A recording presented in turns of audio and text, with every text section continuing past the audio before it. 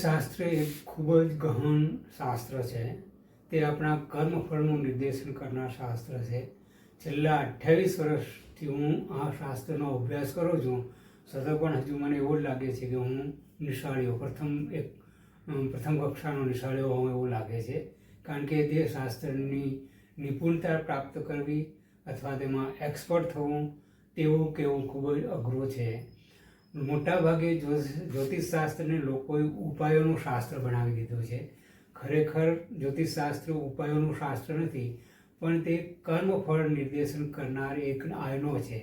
જો જ્યોતિષશાસ્ત્રના અભ્યાસ પ્રમાણે આપણી કુંડલીનો અભ્યાસ કરીને તે જ સમજવામાં આવે કે આપણે કયા પ્રકારના કર્મફળ ભોગવવા માટે જન્મ્યા છીએ અને એ રીતના માર્ગદર્શન પ્રમાણે ચાલવામાં આવે તો તે આ શાસ્ત્ર આપણને બિલકુલ સાચો રસ્તો બતાવે છે અને આપણે ઘણી વખત ભટકતા અટકી જઈએ છીએ. તો આ શાસ્ત્રનો ઉપાય કરવામાં પણ બહુ જ વૈજ્ઞાનિક પદ્ધતિ અપનાવવી જોઈએ. આડેધડ ઉપાય કરવા જોઈએ નહીં. કારણ કે શાસ્ત્ર નિર્દેશન કરે છે કે આપણે કયા પ્રકારના કર્મફળ ભોગવવા જન્મ્યા છીએ. નિવાર્ય, અર્ધનિવાર્ય કે અનિવાર્ય. અનિવાર્ય હોય તો તેમાં આપણે ગમે તેટલા પ્રયત્ન કરશું, ઉપાય કરશું તો તેનું પરિણામ કોઈ પણ રીતે મળવાનું નથી.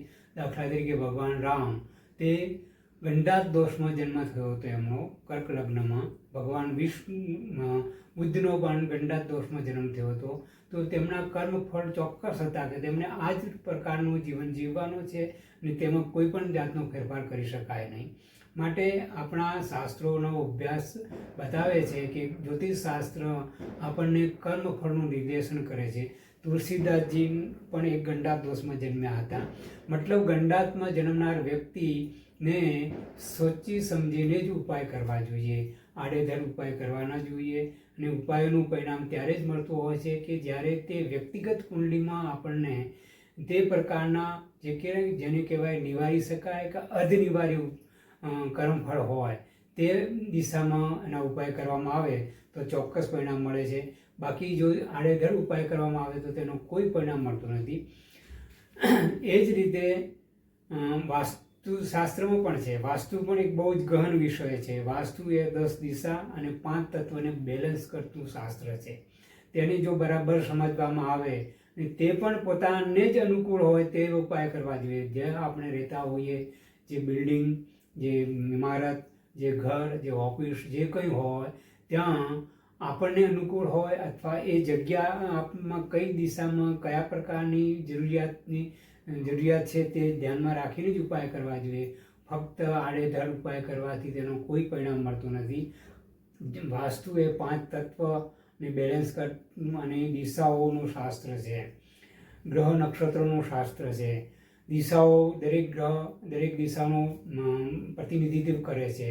સૂર્ય પૂર્વ દિશાના પ્રતિનિધિત્વ છે. તે જીવનદાતા ગ્રહ છે અને ત્યાંથી આવતી ઉર્જા શક્તિને અથવા સુકૂનને અથવા સુખને લઈને આવતી ઉર્જા છે.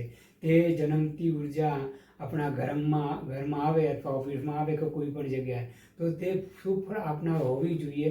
ત્યારે જ હોય કે જો એ દિશા શુભ હોય અથવા એમાં કોઈ દોષ ન હોય. તેમાં આવેલી ઉર્જા, પૂર્વ દિશાથી પ્રવેશેલી ઉર્જા ને ઉત્તર દિશા પોષિત કરે છે. કુબેર ભગવાન અને બુદ્ધ દેવની દિશા છે તે તેને પોષિત કરે છે. અને ઈશાન જે ભગવાન શિવની દિશા છે, ગૃહની દિશા છે, તે તેને જીવંત રાખે છે. હવે બાકીની જે દિશાઓ છે તેનું રક્ષણ કરે છે. એટલે 10 દિશાઓ, આકાશ પાતાળ જે છે તે અને 8 દિશાઓ તેનું ખૂબ જ મહત્વ છે. પૂર્વથી જન્મે છે, ઉત્તર તેને પોષણ આપે છે, ઈશાન તેને જીવંત રાખે છે, બ્રહ્મસ્થાન ત્યારે દિશામાં પ્રસરિત કરે છે, પણ તે ત્યારે જ બાકીની દિશાઓથી જો એને રક્ષણ મળતું હોય તો આ શાસ્ત્રને સમજવું બહુ જરૂરી છે. વાસ્તુ અને જ્યોતિષશાસ્ત્રના ઉપાયો આડેધડ કરવાથી કંઈ જ પરિણામ મળતું નથી. માટે તેને સમજીને તેને આપણને અનુકૂળ હોય તે જ ઉપાય કરવા જોઈએ. આડેધડ ઉપાય જ્યોતિષશાસ્ત્ર અને વાસ્તુશાસ્ત્ર અંધશ્રદ્ધા તરફ લઈ જાય છે ને આ શાસ્ત્ર અંધશ્રદ્ધાના શાસ્ત્ર નથી. જ્યોતિષ અને વાસ્તુશાસ્ત્ર ને આજકાલ અંધશ્રદ્ધામાં ખપાવવામાં આવી રહ્યું છે, કારણ કે તેને ઉપાયનું શાસ્ત્ર બનાવી દેવામાં આવ્યું છે. અને વાસ્તવમાં તે ઉપાયનું શાસ્ત્ર છે ને કર્મફળ નિર્દેશન કરનાર શાસ્ત્ર છે. કર્મફળના સિદ્ધાંતનું નિર્દેશન કરે છે. કર્મફળ એટલે નિવાર્ય, અનિવાર્ય અને અર્ધનિવાર્ય. અનિવાર્યમાં કોઈ જ ફેરફાર થઈ શકે નહીં.